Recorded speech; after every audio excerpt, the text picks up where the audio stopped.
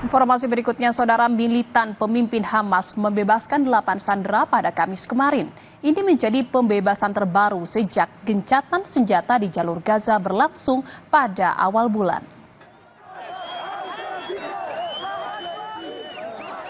Kekacauan terjadi saat seorang sandera Israel digiring melewati kerumunan di Gaza sebelum diserahkan ke Palang Merah. Ribuan orang memadati lokasi serah terima di kota Khan Yunis di Gaza Selatan di depan rumah pemimpin Hamas yang terbunuh, Yahya Sinwar. Diperkirakan Israel akan membebaskan 110 tahanan Palestina lainnya.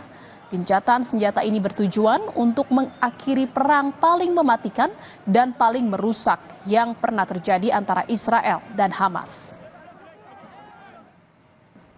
Selain itu, militan Hamas membebaskan 5 pekerja pertanian Thailand yang diculik pada 7 Oktober 2023. Para pekerja ini langsung mendapat perawatan di pusat medis Shamir di luar Tel Aviv.